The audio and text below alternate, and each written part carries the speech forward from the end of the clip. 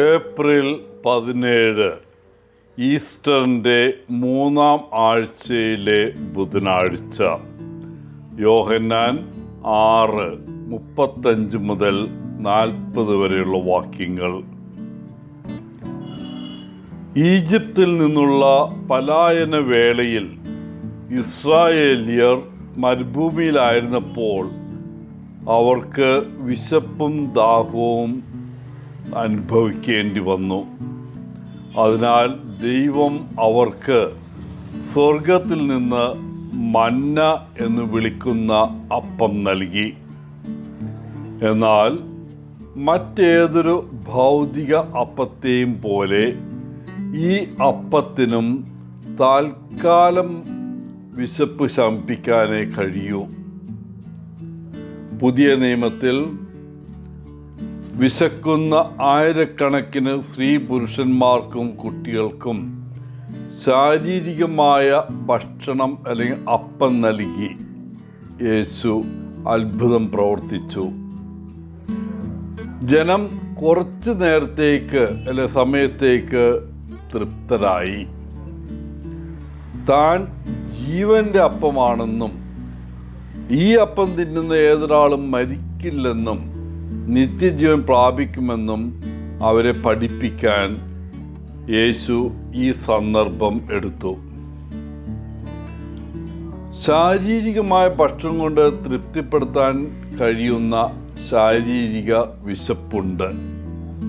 എന്നാൽ ഓരോ പുരുഷൻ്റെയും സ്ത്രീയുടെയും ഉള്ളിൽ ദൈവത്തിന് മാത്രം തൃപ്തിപ്പെടുത്താൻ കഴിയുന്ന ആത്മീയ വിശപ്പുണ്ട്.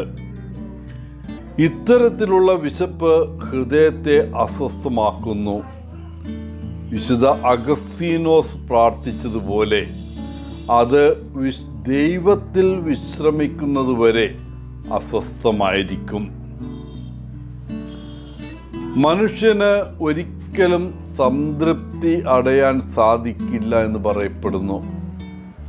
അവൻ്റെ മാനുഷിക ആവശ്യങ്ങളും ആഗ്രഹങ്ങളും വളരെ വലുതാണ്. അവൻ ഒരിക്കലും തൃപ്തനല്ല.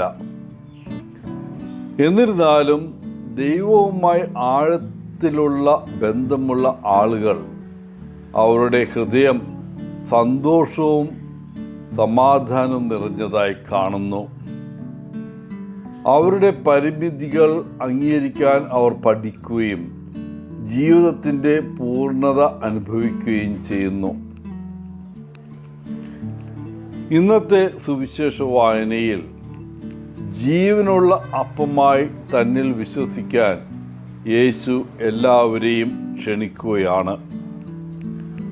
നമ്മുടെ ഹൃദയത്തിലെ ശൂന്യത നികത്താൻ ദൈവം അയച്ച പുത്രനാണ് യേശു. അവനിൽ തിരസ്കരണമില്ല. അവനിൽ നിന്ന് നമുക്ക് ലഭിക്കുന്ന ഏറ്റവും പ്രധാനപ്പെട്ട സമ്മാനം നിത്യജീവനാണ്.